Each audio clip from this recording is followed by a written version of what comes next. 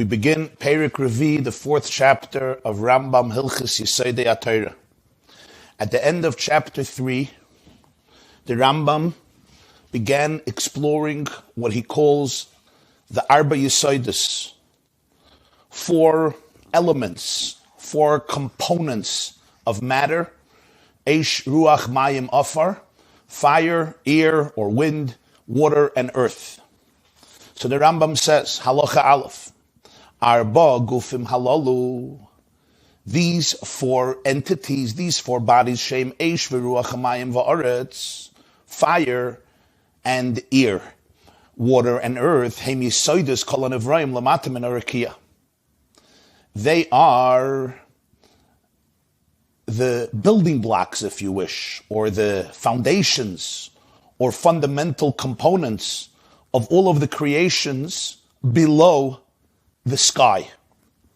V'chol sheyih me'odam u'mebehema, anything that is, anything that exists, whether it's a human being or a behema, an animal, all mammals, or oif, or birds, fowls, or remes, or crawling, creeping creatures, or dog, or fish, or tzemach, the world of plants, of vegetation, or matchis, the world of metals, va'avonim toivis or margolius, precious stones, or pearls, or sharavne binyan, or all other building stone, or harim, or mountains, or gushei afar, or lumps of earth, clods of earth. Hakoil, all of them, golman, mechuber, marba, yesodos halalu. The body of all these entities is a combination of these four elements. And as I mentioned, we should not confuse them with elements we talk about in chemistry. They speak about more than 100 elements, 107 elements, 110 elements, which has to do with the atomic understanding of modern day chemistry. When we speak here about Yesodos, we're not talking about indivisible things that can't yet be devised and compartmentalized in many more details. I also mentioned that's also number one, what's important to remember. Number two is important to remember, as we shall soon see, that these four elements are often today explained and associated with the four states of matter, which depends on the different ways that atoms combine to become the building blocks of matter, whether it's matter in the state of solid or liquid or gas or plasma, where matter is transformed into energy. So that's also another component to remember. Some have even associated it with the four components of positive, negative matter, and antimatter. Nimtzu. So the Rambam says everything in our world is somehow comprised from these four states or four components or four elements or four dimensions or four qualities of Eish, Ruach, Mayim, Afar. Fire, air, wind, water, and earth. Nimtzu. This means Kol HaGufim Shalamatim and Arakia. All of the bodies which are found below the sky, Chutz me'arba Yesodos halalu, with the exception of these very four quintessential bodies that he discussed at the end of last chapter, the Eish and the Ruach, Mayim, Afar, each one individually, with exception of them, Mechubarim, Goylam, V'Tzura. Everything else is a combination of matter. Goylam is matter, physical matter, and form, Tzura. And what he means by form here and in the following halachas, as I mentioned in an earlier class, the word form is not referring to the physical shape. It's true, everything has a tzura, everything has a physical shape. Matter must have a tzura, whatever the form is. But here, when he's talking about form, he's referring to the entity's spiritual qualities. If you wish, the spiritual chemistry of it, the purpose of its existence, the divine or spiritual energy that is embedded in it, the inner spiritual qualities and energy that allows it to exist and allows for its functionality, from which all of its physical properties ultimately derive from and are a manifestation of. That's what he means by tzura, as he will make it clear soon. So everything has the goylem, the matter, and the tzura of it. The tzura of it is its inner spiritual core, identity, meaning, purpose. And when you talk about the matter, it's a combination of these four elements.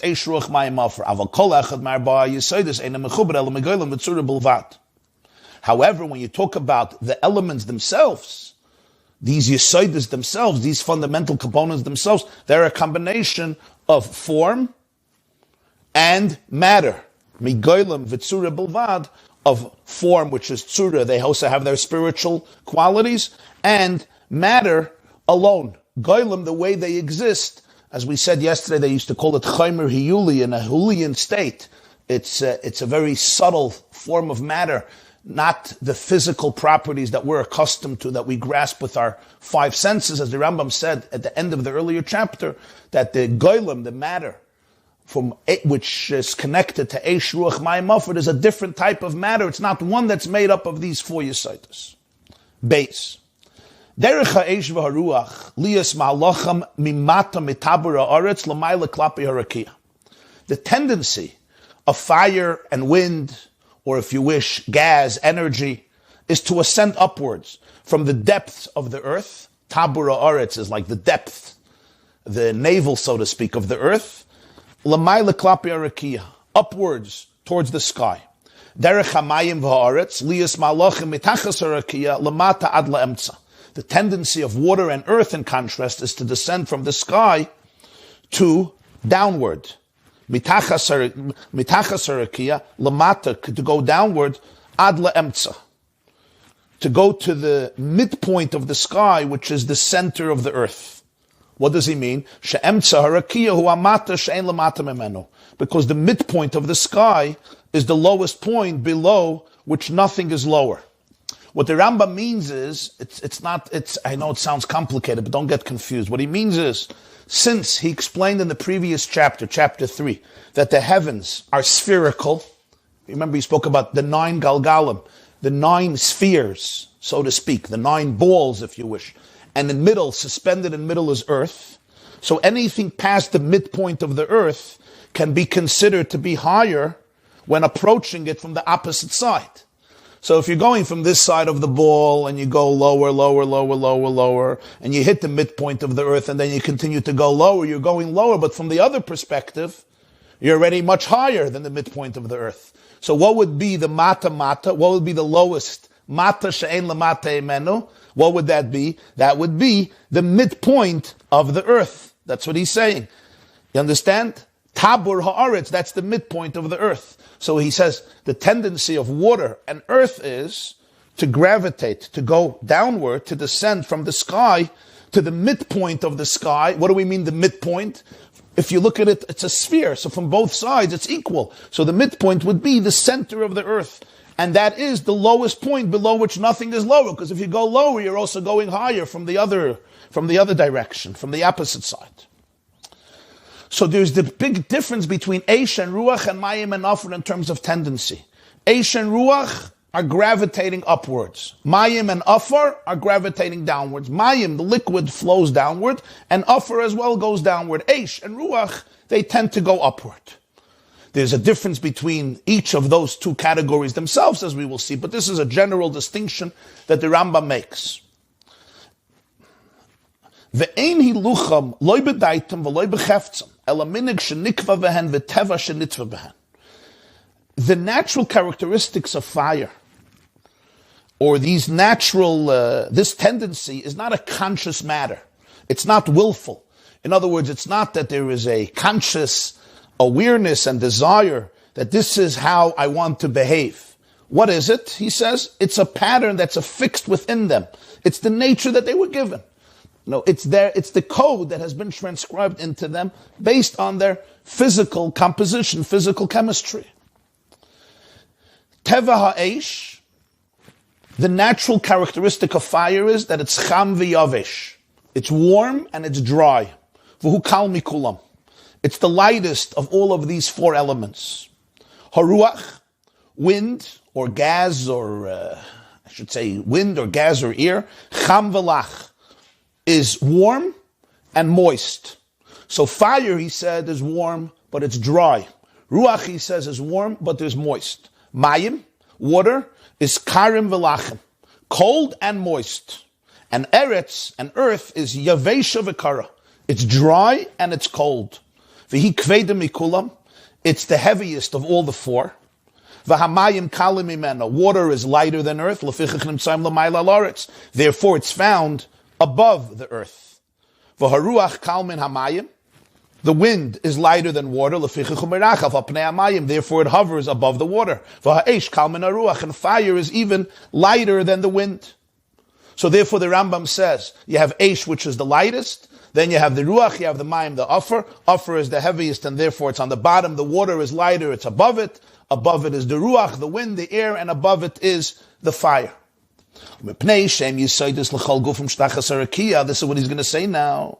And since we said that these are basically the dimensions that are the building blocks and part of the bodies of everything below the sky, yimotze kol guf v'guf. This means that every single body, may Adam, whether a human being, behema, an animal, chaya would be a beast, an undomesticated animal, oif, a bird, fowl, dog, fish, tzemach, vegetation, matchis, metal, even, stone, golmai. It's matter.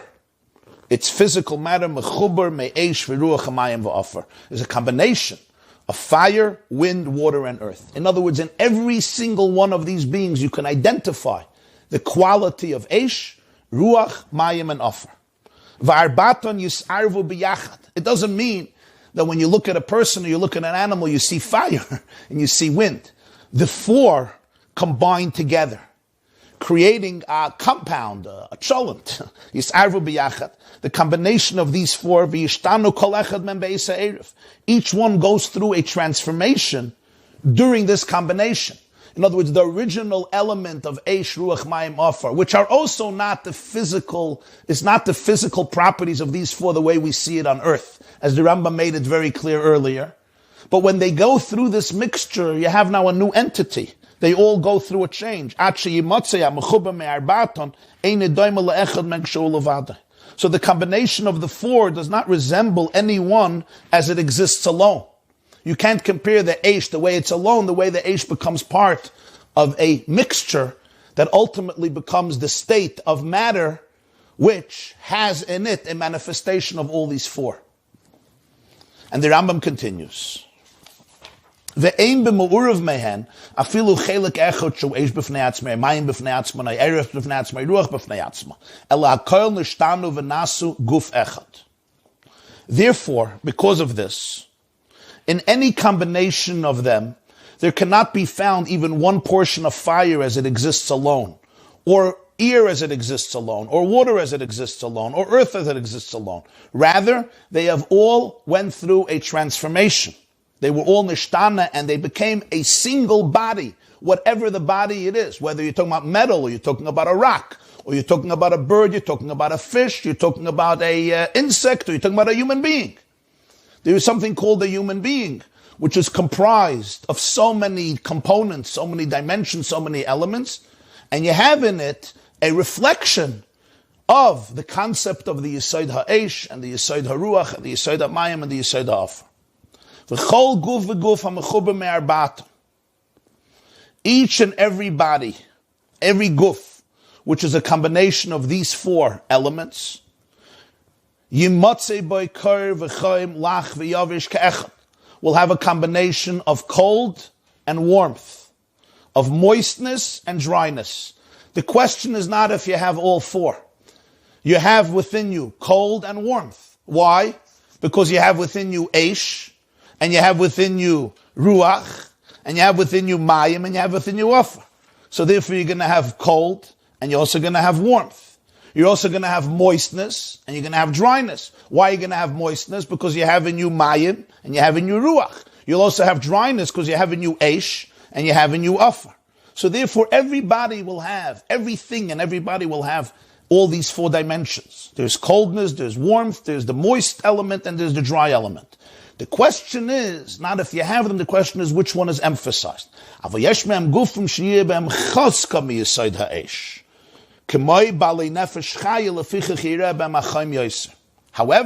there are some bodies which have a more powerful concentration of the element of fire. For example, he says creatures with living souls, what we would call balei nefesh chaya, those who have a living soul. So therefore, you will see by them a higher temperature, more heat, or if you want, more passion. Why? Because the element of Eish is very emphasized in these creatures. You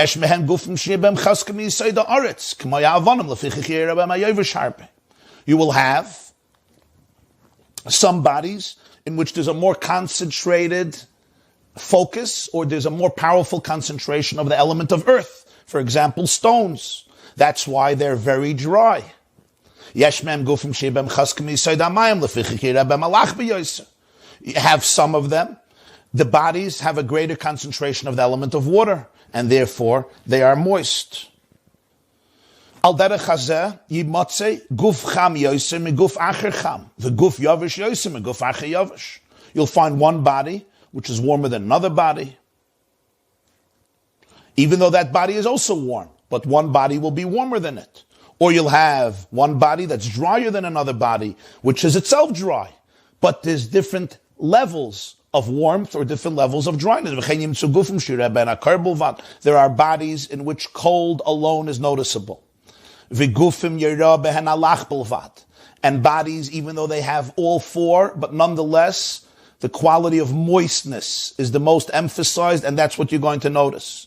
V'gufim, and then you'll have other bodies, yera behen hakor v'hayovish ke'echad b'shava, in which what will appear equally, what will be equally noticeable is the quality of coldness and the quality of dryness. Oy hakor v'halach ke'echad b'shava, or what will be equally noticeable is the quality of coldness and moist. Oy hachayim v'hayovish ke'echad b'shava, or what will be equally emphasized and manifested in this body is warmth and dryness. Or warmth and moist, more or less in a uniform fashion. What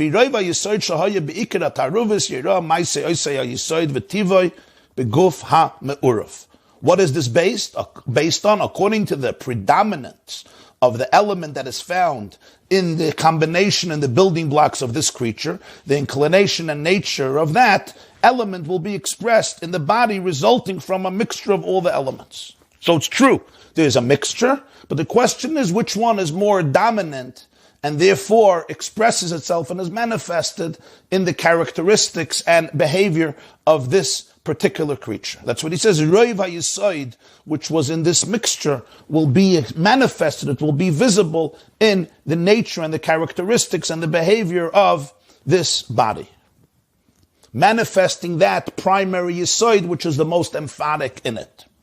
Gimel. Every entity, which is a combination of these four components, will ultimately decompose into them. We call it today the entropy principle. Some will decompose after a few days. Others will decompose after many years. It is impossible for everything which is a combination of them not to decompose into them. Ultimately, every single entity that is a combination of these four will ultimately decompose and go back to these four. There will be the decomposition, the disintegration. Afilu, hazava oidem, even if you're talking about gold or ruby, it's impossible that they will not decompose and return to their fundamental elements. A portion will decompose going back to the element of fire, and a portion back to water, and a portion back to air, and a portion back to earth. Since every entity will decompose and separate into these four foundational components, why does the Rebbeinu Shalom tell Adam in Parshas Bereishis, you will return to earth, implying that he's going to return only to Offer? The answer is Lefi Sheroiv Binyanim in Offer, because the major part of the human being's physical composition is from Offer. Now, people ask here, the Rambam said in Halacha Beis, that those who have a Bali Nefesh Chaya, their primary element is fire. That's why you see in them heat and passion. But I don't think it's a contradiction, because the Rambam is talking about Roiv Binyanai min ha'afar. In Halacha Beis, he's talking about even animal life. He's talking about anything that has a living soul, a human being or an animal. Here he's talking about a human being, the human being's body, not the human being's soul. And we know Vayitzer Hashem Elokim es ha'adam afar min ha'adama. Hashem created the first human being, his body, without his soul, afar. The Rambam before was talking about Balei Nefesh Chaya, the influence of the soul on the living organism. Over there's a great quality of fire. Here he's talking about the body in and of itself, because remember, all the other animals, their body and souls were created together. By a human being, first the body was created alone, and then Hashem blew in the soul. Which is fascinating, that in a way the animals were already created alive. The human being was not created alive. The human being's body was created just as a body, Afar. And then Hashem blew in a soul into him. So in Halacha Beis, he's referring even animals, anything that has a living soul. The element of Eish is very, very powerful there as a result of the living soul. There's an electricity, there's a passion, there's a warmth, there's a heat there.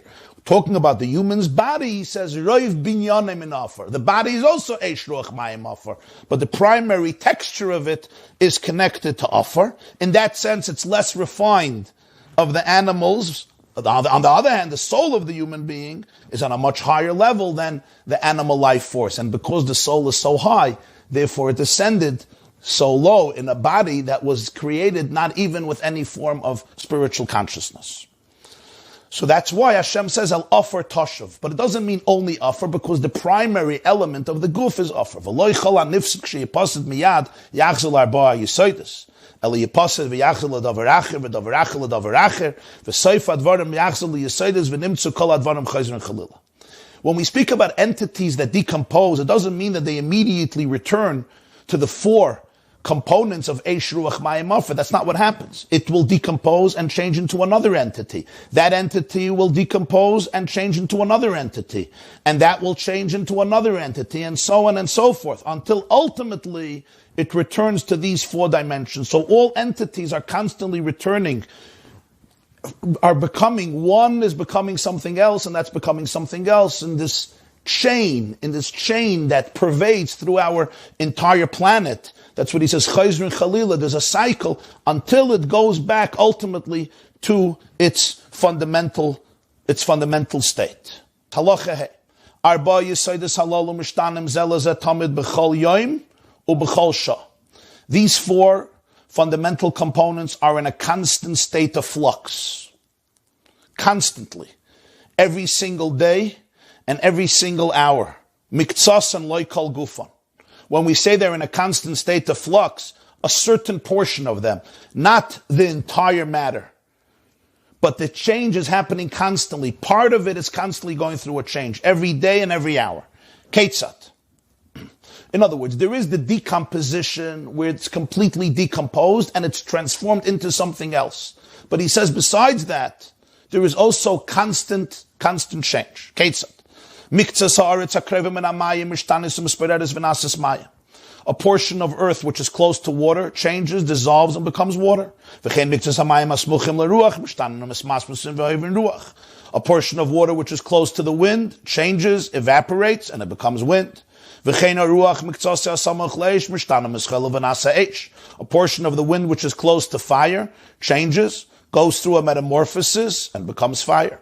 A portion of the fire which is close to the wind goes through a metamorphosis, changes, contracts, and becomes wind. The wind which is close to the water changes, contracts, and becomes water. And the water which is close to the earth changes, contracts, and becomes earth. This This cycle of change proceeds little by little over the course of time. Ve'ein kol hayisoid mishtana at sheyase kol hamayim ruach, oy kol haruach eish, sheyefsher sheyivatel echad min hayisoides harba. The entire fundamental element will never change. We're not going to say all the water will become wind, or all the wind will become fire. We will not say that. The water will never, you're not going to have all the water becoming wind or all the wind becoming fire, because it's impossible for the existence of one of the four fundamental elements to be nullified. Ela miktzas, yishtana me'esh l'ruach, miktzas yishtana me'leruach le'esh. A portion of the fire will change to wind, a portion of the wind will change to fire. V'chein bein kol echad v'chaveri yimotzei hashinei ben arba'aton v'choizdrus chalila la'olam. Similarly, between each pair of these four, change will go on in an unceasing, recurring cycle constantly. This change is always happening from Eish to Ruach, from Ruach to Mayim, Eish to Afra, and so on and so forth. So the Rambam in Halacha Daled and Halacha Hey told us two things. First of all matter, everything decomposes. Ultimately, it goes back to the Daled Yesodis, but till that point, it goes through a tremendous amounts of changes and transformations and fluctuations and vicissitudes, where it could, as he said, return, decompose and change into another entity and another entity and another entity. And the cycle never, ever stops. And today, there's, of course, tremendous research done on this, how we see the incredible components, how everything is in a cycle. You have the food cycle, the food chain, and the food web, and the balance, the delicate balance of our ecosystem. But everything gives and everything takes, and I give to you, and then I become part of you and you become part of me and we all become part of each other. Everything is connected. We look at the whole water system in our planet. Just one example. So the sun acts like a pump, and as the vapor of the water, it evaporates the water and part of the water goes up and it becomes a gas. That's a classic example of this type of change, of this type of transformation. Ultimately, it goes up, it forms clouds, and then with the change of temperature, particles of water emerge, and then they come back down. We get back the water that the sun took from us. We get back that same water. The wind scatters the clouds, and that way, the planet is not a desert everywhere because it rains in so many places, so it becomes fertile. So everything, literally everything gives and takes. And the corpse of an animal, it becomes nutrients for the soil, which then can produce what it produces, which then can ultimately feed that animal's descendants, that animal's offspring or other animals. And so the chain constantly continues. And what we see here really is, and that's why that may be one of the reasons why the Rambam is so emphatic about this, because remember, the Rambam has one principle here. He wants to help the person can fulfill the mitzvah of Yedias Hashem, of knowledge of the divine, awareness of the divine, love of the divine, and awe of the divine. When we see the unity of the planet, nobody lives in a vacuum. We all give and we all take. We all become part of one another. Every single one. The body one day passes away, is turned into the earth, decomposes. It didn't disappear. It just is transformed into other entities, which are then transformed into other entities. And in this, everything moves on, just like our genes, which are passed on all the way back to Adam and Chava. Everything moves and goes through fluctuations because there's really a unity. There's a singular symphony, a singular harmonious story that vibrates and plays through every leaf and every blade of grass and every trunk and every petal and every root and every seed, every grain of sand, every shrub, every bush, every insect, mammal, reptile, fish, metal, inorganic matter, organic matter, living organisms, lifeless entities, every molecule, every atom. There's a oneness. There's an achdus that pervades everything. And that's the eyes, the glasses the Rambam is trying to help us cultivate, to be able to look at the world as a unified symphony, and everyone plays his or her part as an indispensable, important note in this cosmic divine symphony. And the Rambam continues, V'shinui zeh yiyeh b'svivas hagalgal. This cycle of change is caused by the revolution, by the movement, by the motion of the sphere. He's referring to the Galgal Hayomi, that encompassing sphere, that invisible sphere that ultimately is responsible for so much of the motion in our universe. And as I mentioned yesterday in our question and answer session, every day we do a second video of questions and answers, and they could be found on the yeshiva.net. So yesterday we had a share in chapter 3, but then we had a whole segment of questions and answers. That the Galgal here is not just, perhaps, that Galgal Hayomi, that invisible sphere, but really, our planet also runs with a Galgal. Everything has the nucleus, and then that which orbits around the nucleus, like every single atom. So that model of the sphere, of the entity in which you have the nucleus and the orbit around it, is something that really represents the system of our world, how Hashem created our world, both in heaven and even in earth. So he says, Besvivus hagalgal, as a result of the revolution of the sphere, the movements. And I find this very fascinating because when we talk about chemistry, even in modern terms, everything is made up of building blocks, which we call atoms. The atoms, atom is a Greek word which means indivisible, because they used to think, you cut an apple. At some point, you have to stop cutting it. This was a big machlokes. The Rambam discusses it in Amar Nevuchim. The Rambam discusses this a lot. Is there something called an etzem that's indivisible? Atom means a core that's indivisible. That's what they believed. You can reach a point, and then it becomes indivisible. You can't cut the apple anymore. You touch the atom. Today, we already know that the atom itself is divisible because it has particles. It's comprised of subatomic particles. We talk about neutrons, we talk about protons, we talk about electrons. And even that, perhaps, there's always more and more research. It's incredible. So the word atom really is not an accurate term. It's just a term for luxury. Atom means indivisible, but it's not really indivisible. But we know that everything, the building blocks of our world, is atomic structure. And the whole atomic structure is based on the Galgal. It's based on those electrons that orbit, that rotate, that revolve around the nucleus of the atom, and the amount of protons, the amount of electrons that really, and the system within each atom, which is basically a system of galgal, of rotation, of gilgul, of rolling, of moving around, that is literally what is responsible for every single detail in our entire world. So it's just very interesting. The Rambam here is referring to the Galgal that he spoke about yesterday, the heavenly sphere. But as I mentioned yesterday in the questions and answer section, don't dismiss this so easily, as old models, because this expression is very, very acute. So all these changes, everything is going to flux through a flux. He says it's all besvivas hagalgal, because of the revolution of the sphere. From its revolution, yischabru arbaton v'yiyem en shar golmei b'nei adam v'nefesh chaya v'tzemach v'evan u'matches. Its revolution causes the four elements to combine and form the matter of humans, living beasts, plants, stones, and metals. Hashem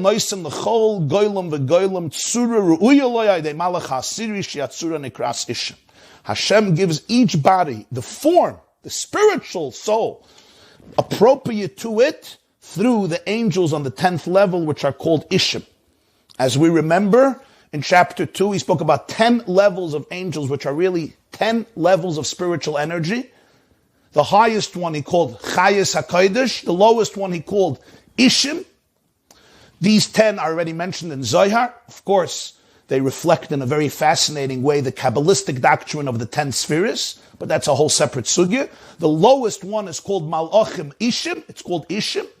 And he says, that surah, the surah of every single being in this world, not the matter. The matter is Daled Yesodis. The surah comes through the Malachim, through the evolution, spiritual evolution of the Malachim called Ishim, which imbues it with its own spiritual consciousness, spiritual chemistry, spiritual qualities and characteristics.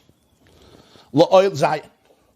La'oilam eina teraya goylam b'loy tzura, a tzura b'loy goylam. You will never see matter without form or form without matter.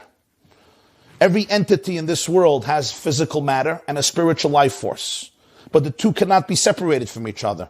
Matter can't exist without its life force. nor can the life force be discerned by the human eye except through its expression in a body. So therefore, for us, the two are indivisible. There's no goylem without a tzura. There's no body without some form of electricity, some form of energy, some form of spiritual vibration that gives it its life force and gives it its inner purpose and meaning. It's basically, the physicality is a manifestation of the divine will that it's there, and that is the inner gas or engine or battery or soul or electricity of matter. And of course, we cannot discern spiritual life forces without a body, so they always work together. It's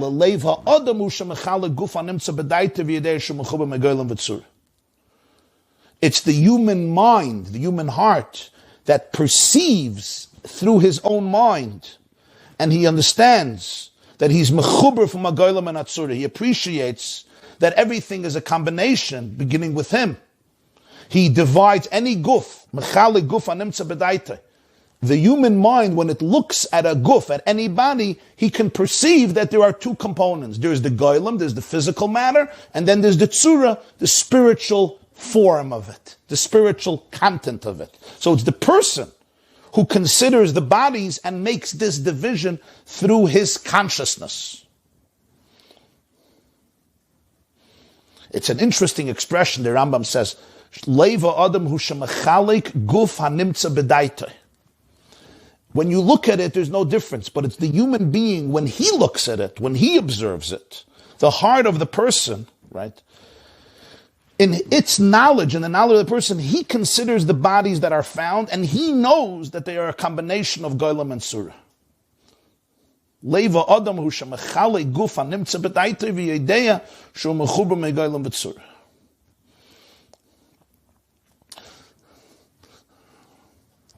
He doesn't just say Leiva Adam hu shemachalik megoylem v'tzurah. Shemachalik guf hanimtza bedaita v'yedeya shu mechuber megoylem v'tzurah. V'yedeya, and the person also knows sheyeshem gufim shegolem mechuber marbe yisodos v'gufim shegolem poshet v'einem mechuber rak megoylem echad. The person also knows that there are bodies whose matter is a combination of the four elements. Our physical world. He also knows that there are bodies whose matter is simple. It only contains one type of matter. And of course, he's referring to what? He's referring here to the spheres and the planets and the stars. In other words, the person can appreciate that matter in this world is made up of Eish Ruach Mayim Ofra. But there's another type of matter, and that's the matter in the heavenly realities, which is not made up of Eish Ruach Mayim Ofra. It's made up of Goylem Echad, one type of matter, as explained in chapter 3, that they are composed of a different type of matter from the creations in our world. V'hatzuros, a person can also understand, Hatzuros she'en lem Goylem, ein onirin la'ayin, ela be'ein halev hen yiduyin k'may she'yadanu adon hakol b'loi re'iyas ayin. A person also understands that there are tzuros, there are forms that are only discernible to the human mind because you can't see them with your eyes. And those are the forms that have absolutely no matter. They have no matter whatsoever, and therefore they can't be seen with the eye. And of course, he's referring to here the angels of chapter 2. They're spiritual beings without material bodies, so therefore our physical eyes cannot grasp their existence. Be'ein halev hen yiduin. How do we know them? We know them through, he calls it the eye of the heart. The ain, the ayin, the vision of the heart. We can appreciate their existence just as we know about the existence of the master of everything, although we don't see him with our eyes. Nobody can say, I see God. I see a tree. I see a video camera. I see my finger. I see some of you here on the video. I see a mouse. I see a book. Because anybody can say, I see Hashem? No. Because it's a type of, not because it doesn't exist, but because its existence is much deeper and grander and infinite. So that the human eye, with its physical limitations, my retina and my brain, cannot process this reality. So does it mean it doesn't exist? No, it means I need different tools and instruments to be able to identify its existence. So the Rambam says, we know that there's Adon HaKol. We know that there's a master of everything. And yet, I can't see it with my physical eye. Other instruments must be used in order to identify and discover and appreciate that reality. So the Rambam says what we see with our eyes is only a goylem and a tzura together. And now, and even the tzura we can't see with our eyes. We see the goylem, and we understand from the goylem there's a tzura. By the way, now you know why. It's a little sad to say, but in the olden days in some schools, there were some teachers who would call their children a goylem, right? It's a goylem. A goylem. What's a goylem? Where did the word goylem? Maral made a goylem. Goylem means matter. Matter. Form is what gives the goylem its richness, its flavor, its quality. I don't mean its physical shape, but its inner purposefulness, the meaning of it, the content of it. It's a goylem. We only see a goylem. We can understand in the goylem there's a tzura. Because of that, we can make the distinction between the goylem and the tzura. We can make a distinction and understand that there could be a tzura without a goylem. And the Rambam says, this is how we can appreciate Hashem. Because Hashem is not a goylem and he's also not a tzura. He's the creator of the goylem and the tzura. But it's not because this reality doesn't exist, Khalil. It's because you need the proper tools to be able to touch on infinity, to touch the divine, to say, my eyes don't see it, my ears don't hear it. Thank God, God is not reduced to a reality that my eyes can see. My eyes don't even see all the colors. My ears can't even hear certain pitches of sounds. Why? Because the kalim, the vessels that my physical body possesses, can grasp those realities that lend themselves to the particular parameters and limitations of the vessels that grasp them. And therefore, when you're talking about a tzura, you need different qualities, different glasses, if you wish, to be able to appreciate its reality. A very classic example for this that doesn't come from me, it comes from the physicists. I think Heisenberg he tells the story about a fisherman who decided he wants to find out how many fish exist in the Pacific. So he built this huge net and he put it down for a few weeks. He lowered it into the depths of the ocean. He lifted it up. Wow. And he found an incredible amount of fish that he was unaware of. And he came out with a declaration that in the Pacific Ocean, there are no fish that are smaller than 9 inches. It was, of course, the laughingstock of the world. But from his perspective, he was completely right. You know what the problem was? The holes in the net were 9 inches.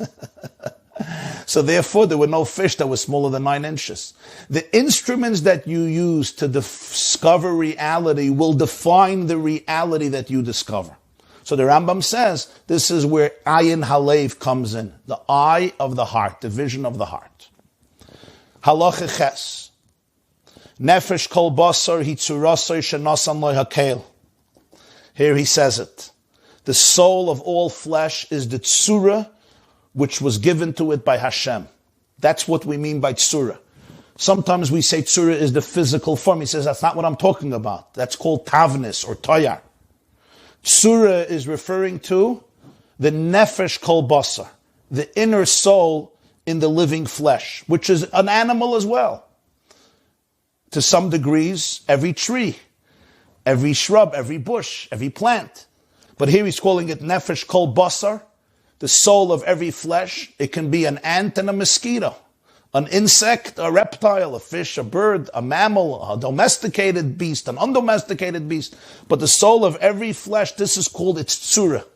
What do we mean by its tzura? Not just its physical matter, but its tzura means its inner core, its inner meaning, its inner purpose, or if you wish, the divine energy that creates it, vivifies it, animates it, and is at the core of all of the physical building blocks that make up this particular living organism. That's called your tzura. Hadas hayeseira mitzuya benafshe shel adam hitzura sa'adam hashalom bedaita. The unique dimension which is found in the human soul.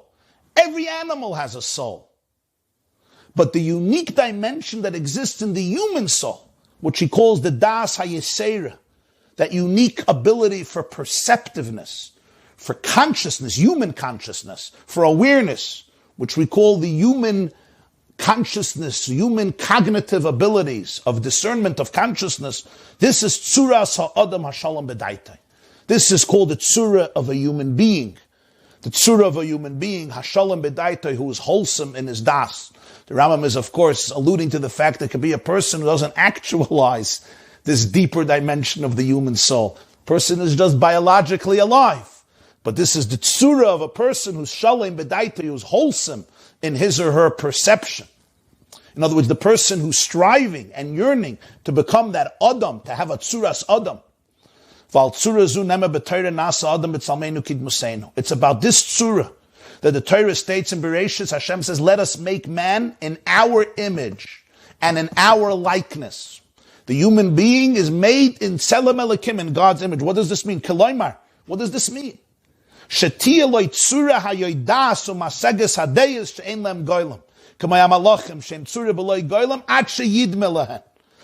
says, let us make a human being in our image, meaning, let's create a person who will have a tzura, who will have the inner potential and ability and drive to be able to discern reality that is not defined only in terms of physical matter. The person will be able to there'll be a human being, a being who can perceive, who can comprehend ideas, deos, that are not just about the physical matter that I can see with my five senses. For example, like the angels. We spoke about the angels who have a form without a body. The human being is not a form without a body, but the human being within a body, which makes him greater than the angels in some ways. The human being within a body can become comparable to the malach in the sense that he can become aware, he is aware, he's connected to this idea of tzura, to the inner consciousness of life, to the core of life, to the truth of life. Like the malach, who is a tzura without a goyim, but the human being has that ability, until he can resemble them. The beautiful explanation of the Shalah, Rabbeinu Yeshaya Halevi Horowitz, the Shnei Luchas Abris. He was born in the 1500s, he passed away 1630. He was born in Prague, the Rav of Prague, Frankfurt in Germany, Yerushalayim, Tzfas, Tveria. He's buried in Tveria. 1630 he passed away. Rabbeinu Yeshaya Halevi Horowitz. So he writes, the pasuk says Adam comes from the word Adama, because man was created from earth, like we learned before, Afar Ata, Afar Tashav. He says, but Adam also has a different interpretation. There's an expression in Tanakh, Adam ele Elyon, from the word Doime. I'm going to reflect the higher reality, the divine reality. And every person has to choose which Adam am I going to be. Will I be only an Adam of Adam, or will I be an Adam ele Elyon? Ve'enei oimer al tziru zu anekeres la'inayim she'yapeh v'hachoitem v'halusosos u'shar roshim aguf shezu toyar shma. He's not referring here, when we say Hashem says, let's make man in our image. What do you think he's referring to? He's not referring to the mouth, the nose, the cheeks, the remainder of the structure of the body. This is called toyar. This is not the tzalmeinu kidmuseinu of the person. Say nasa adam tzalmeinu kidmuseinu. In what does man reflect God's image? He says his nose, his mouth, his cheeks. That's not what he's talking about. Don't reduce it only to that. That's called the toyar.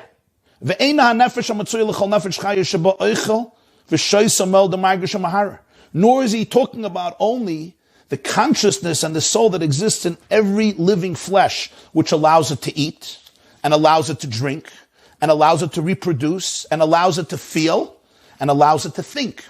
Here the Rambam is describing the soul existing in every animal, every living thing. It can eat, it can drink, it can reproduce, it can feel, and it can think.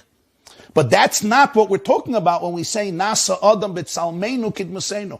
Not only the physical qualities of the person matter, like the nose or the cheeks or the eyes, or even the spiritual soul, which he or she shares with all of the zoological species. Ela hadas sheitzuras hanefesh.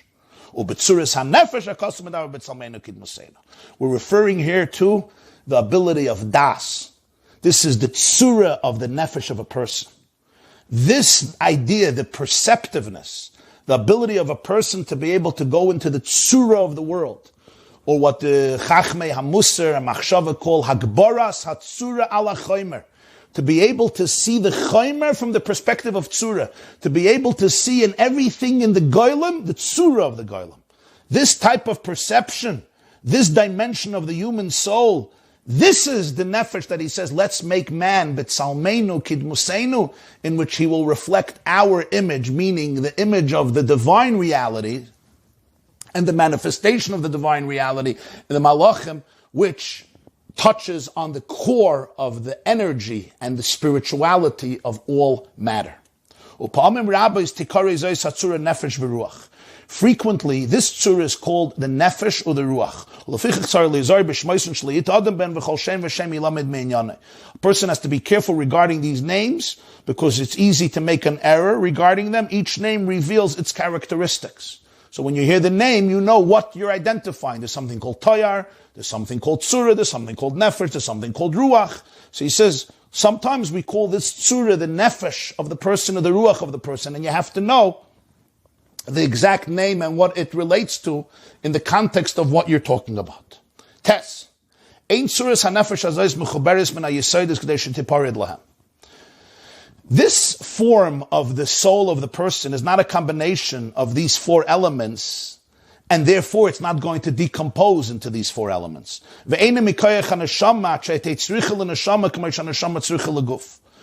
does it come from the neshama so that it would require the neshama as the neshama requires the body. Rather, this comes from Hashem. It comes from heaven. Meaning it is essentially a spiritual, transcendent, divine entity. What does the Rambam mean? It doesn't come from the four elements, so it won't decompose into them. It also doesn't come from the neshama, that it needs a neshama like the neshama needs the body. What does he mean? The Rambam here is associating the dimension of the soul, which is associated with our physical functions. This the Rambam is calling neshama. Don't get confused, because very often in some books, neshama is higher than nefesh and ruach, but not in Rambam. In Rambam, nefesh and ruach refers to the tzuras adam, and neshama refers to the soul, which is associated with the physical functions that an animal has. The animal eats, the animal drinks, the animal reproduces, the animal feels, the animal thinks. So therefore, the neshama gives the body life, and the body gives the neshama a means of expression within the world. Because the neshama expresses itself through the guf. That's what he says, ha-neshama tzricha leguf. But he says, we're not talking about that. We're not talking about just the life of the body, the electricity of the body. Here we're talking about the nefesh and the ruach, something that is divine, it comes from God. That's what he says. That this is actually a reflection, it's a gift. You could say everything comes from Hashem, that's true. So what does Mara mean? It means comes from Hashem. It says, Me'es Hashem min hashamayim hi. It's essentially heavenly, it's transcendent, it's a reflection, it's an expression. If you wish, it's a spark of infinity. Or as the Mekabalim like to say, Chelek Eloikam Mimal, like a fragment of the divine, so to speak. It's a reflection of Hashem's reality. Lefichach, Kishiparid Hagoylam Shumuchubim and Ayisoidis, Vitoivad Anashama, Neshaini Mitsuya Eleim Aguf, Utzrichel Aguf Bechol Masa, Loitikare Satsura Hazois. Therefore, when the matter of the body, the physical body, which is a combination of the four components, decomposes, and the neshama ceases to exist, what do we mean by the neshama? The neshama exists only together with the body and requires the body for all of its deeds. We're defining here neshama simply as the life force of the body, the electricity, the biochemical dimension of the body. So therefore, it requires the body. That's what it is. It's just animating the body. So when the body is gone, it's also gone. He says when that happens, this tzura will not be cut off completely. Because this form doesn't require the neshama, the physical life force, for its deeds. It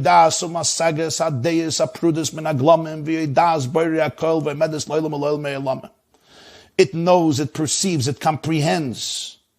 The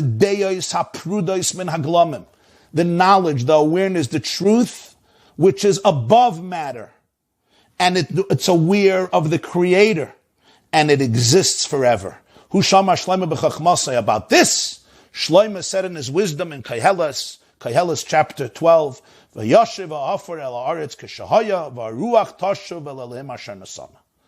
The dust, the earth, will return to the earth as it originally was, and the ruach, the spirit of the human, will return to the God who imbued it in the body, who gave it to the person. Haruach toshav el Elokim asher nesana, because it comes from Elokim. It's a direct manifestation, if you will, of a certain aspect of Elokim. I should, of course, emphasize, I mentioned this yesterday in our question and answer segment as well, the Arizal teaches that everything has a divine soul. And the truth is, everything is alive in some form or fashion, even if it's dead, because the atomic, the atom, is very much alive. If you could see the atom and you see the dynamic vibrations, the movements, the speed, celebra de confrelach. You're dealing with incredible life in every single thing. And in that there's a soul, a divine energy. Certainly every animal, every insect, every reptile, every fish, every bird, every mammal. There is a spiritual divine life force. But the Rambam here is talking about that which is conspicuous, that which is manifested in a very tangible sense.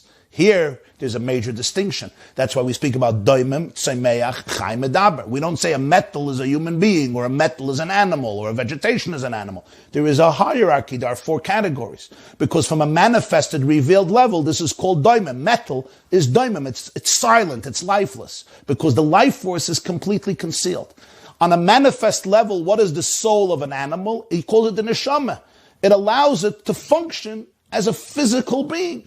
And that includes sensation, as he says, feelings. It includes thoughts, the consciousness of an animal. It includes the ability of an animal to survive. That is its function, to try to live and survive and propagate and enhance its environment through these functionalities. The human being, in a manifested fashion, has this tzura, the spiritual dimension, the spiritual quality, the curiosity, the inquisitiveness, the search for transcendence, and the yearning and the ability to be able to perceive the oneness in all, the ability to perceive the truth within all of the matter. That's the tsura of the person. He says that doesn't die with the body. That cannot die with the body because it's not part of the body. It's a completely transcendent quality which is divine.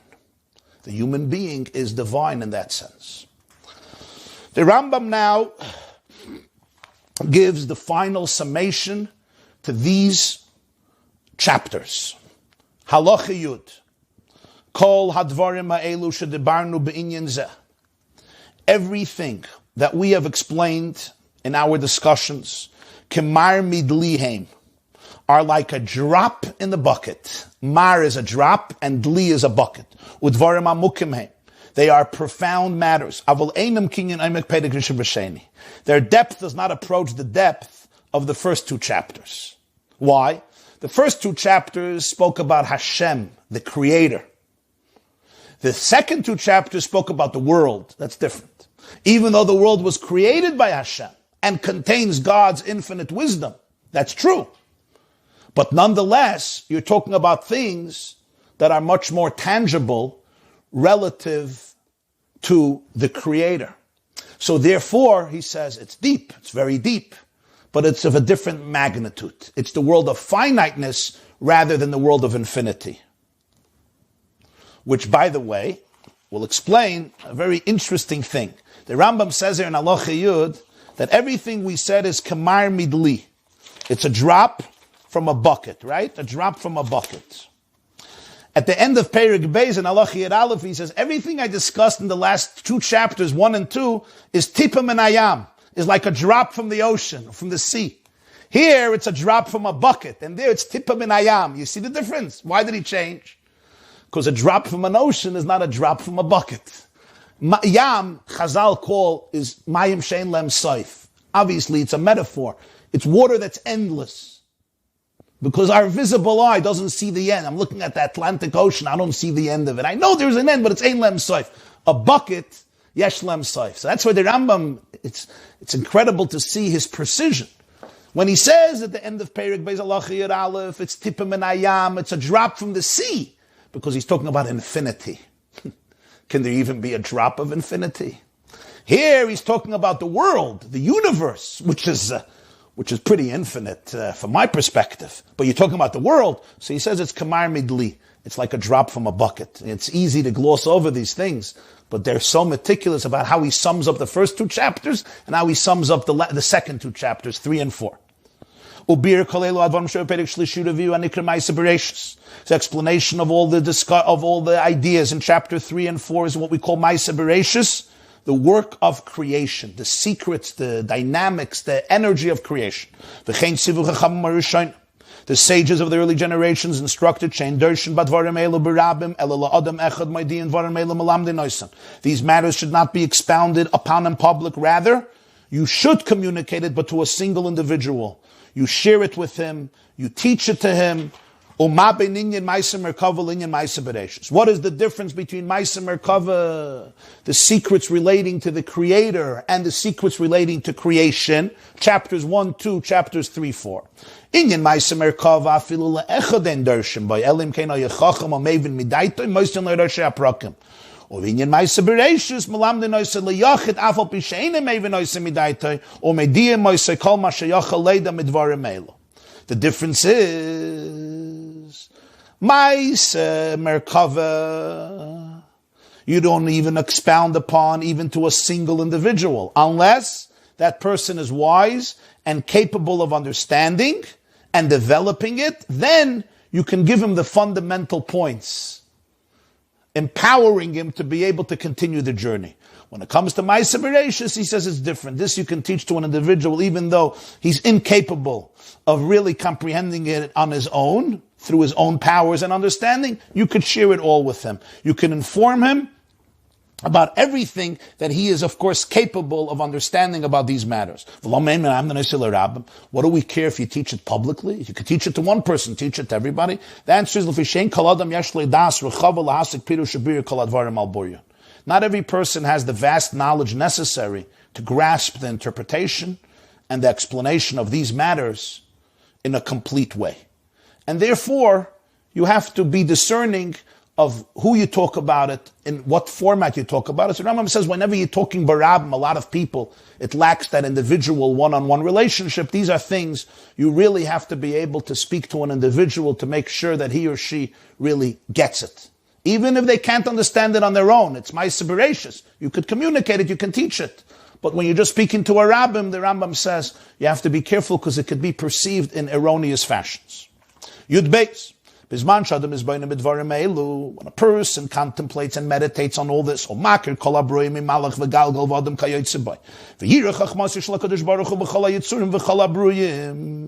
person meditates on all of this and recognizes all of the creations and what is inside of them, from an angel, through a sphere and the planets and stars, down to a human being and everything else, the person comes to perceive the wisdom of Hashem vibrating, manifested in all of the creations and in all of existed beings.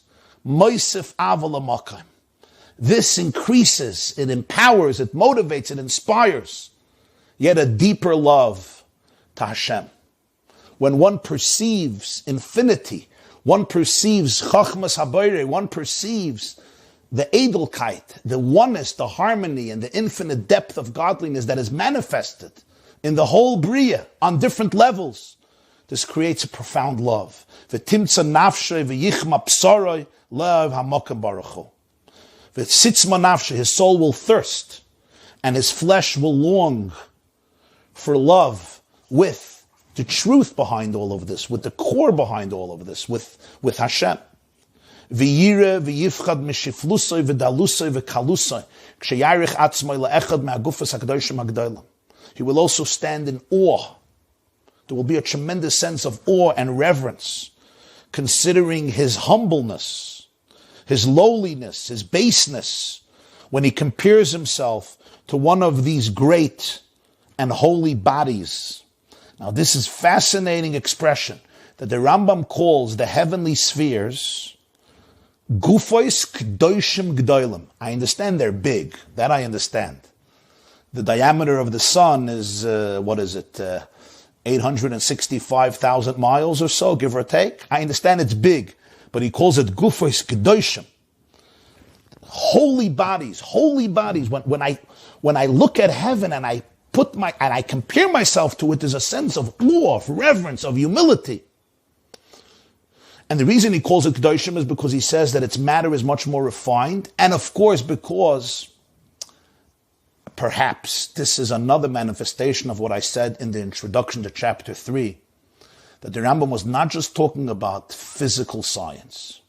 That's not his whole discussion, Aristotelian physics. The Rambam may be talking about the spiritual science of the world, the spiritual physics of the world, using also physical metaphors, because he calls it Gufois HaKadoshim HaGedolim. I'm not going to get into this right now, but in the works of Jewish philosophy, and especially Kabbalah, the Galgalim are seen as a manifestation of what the Arizal calls Igulim. Igulim is one of the greatest spiritual secrets and ideas that permeates the teachings of Kabbalah, Chassidus, Machshava, the concept of Igulim, those balls, the Kadurim. But it's fascinating, the Rambam calls the planets, the stars, the spheres, he calls them Gufos Kedoshim. And when I see myself, and I perceive in verses, in contrast to the wisdom of God that's in the world, person simply feels such humility and such awe.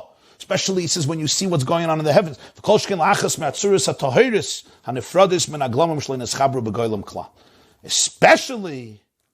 Especially when you compare yourself to the pure forms, which are separated from matter.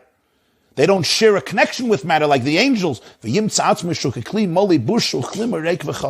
Person will find himself as a vessel that's filled with busha, with shame, with embarrassment, empty and lacking.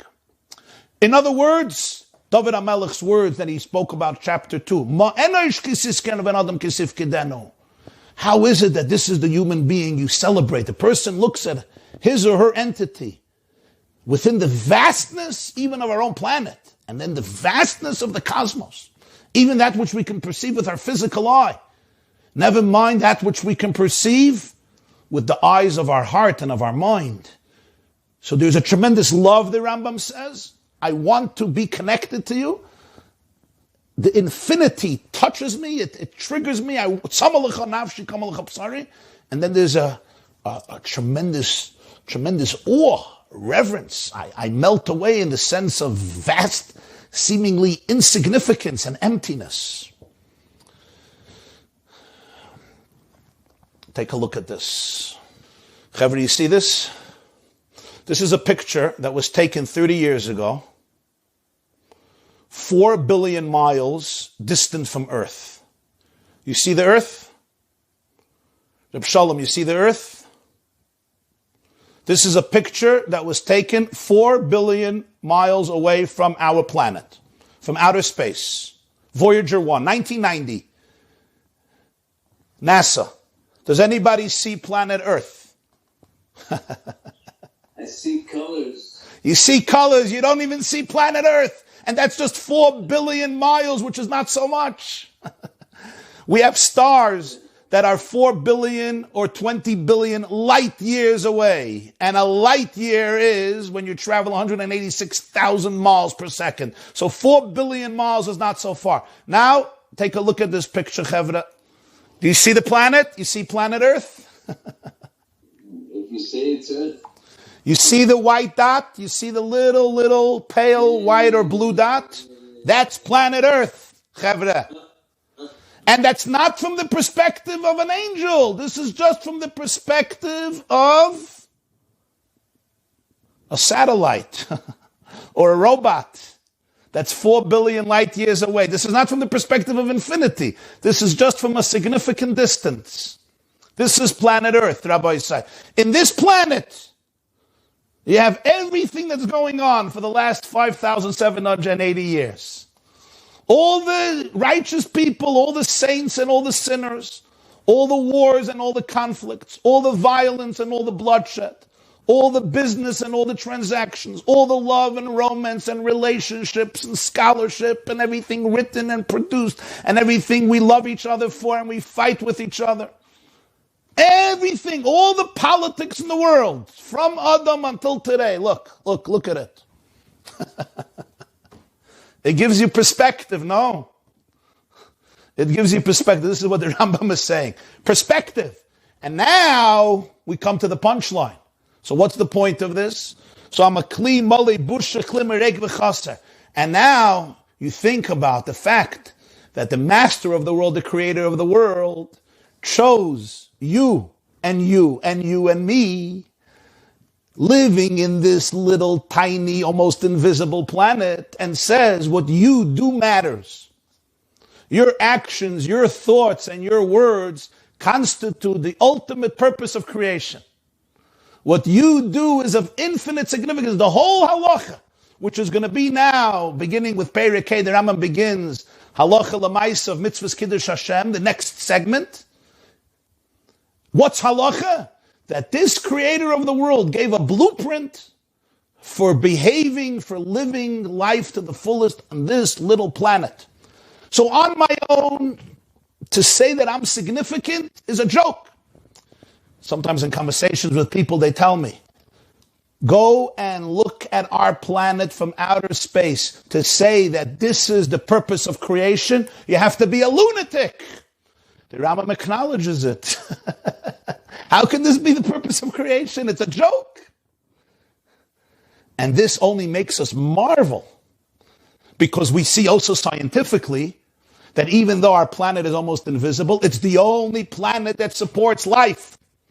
They're desperately always trying to find life everywhere. Mars has a semblance of water, so they say, oh, maybe Mars once had life. Why are they so desperate?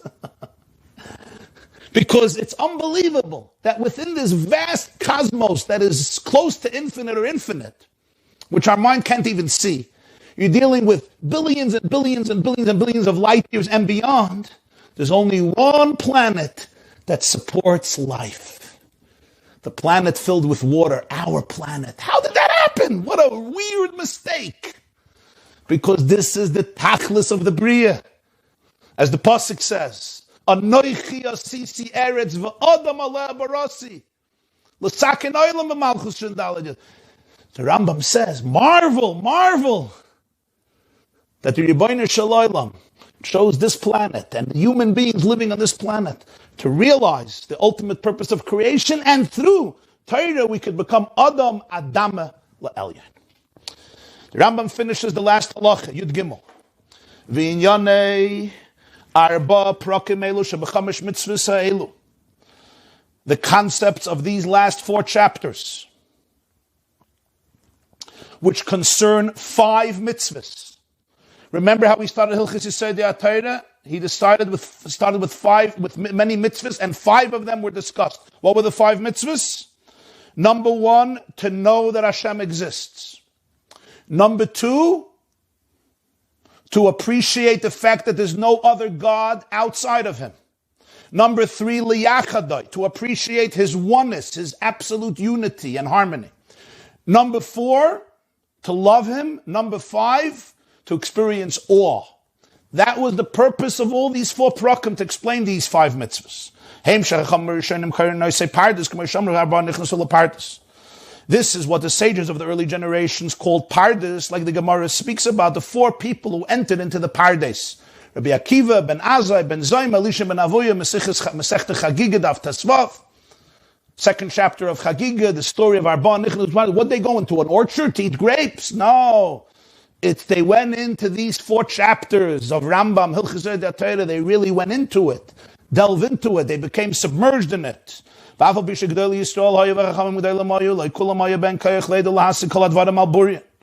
even though they were great men of Israel and great sages, not all of them had the potential to really comprehend all of these matters in their totality. We know Elisha ben Avuya cut himself off from his roots. Ben Azai passed away.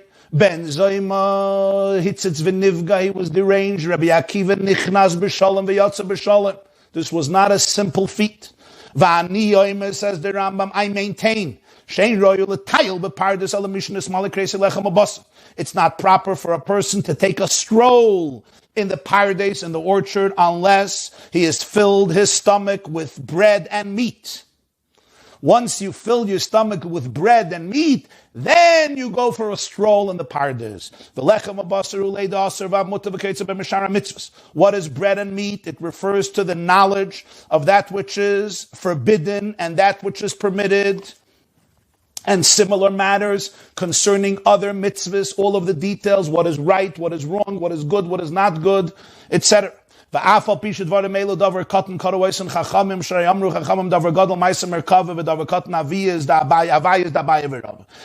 though the sages refer to this as a small matter, because the Chachamim say, the Gemara says in Sukkot Av Chavches, that Ma'aseh Merkava, the works of the chariot, of the divine manifestations and angels, that's called a Davar Gadol.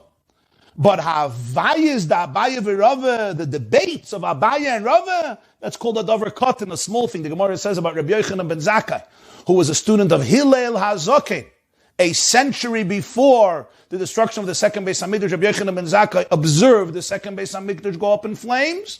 The Gemara says in Gittin. So the Gemara says, Lo hiniach davar gadol v'davar katan. He did not let go of a big thing or a small thing. Davar gadol ma'aseh merkava, davar katan haviyas da Abaye v'Rava. So the Rambam says it's called a small thing. I say to you, says the Rambam, afal pikein ruyin ein lagdimon. Still, it's fitting for them to be given precedence, because they settle a human being's mind. They turn your mind into they give your mind his yashvus. They settle the person. They give the person a settled foundation for life. Furthermore, they, the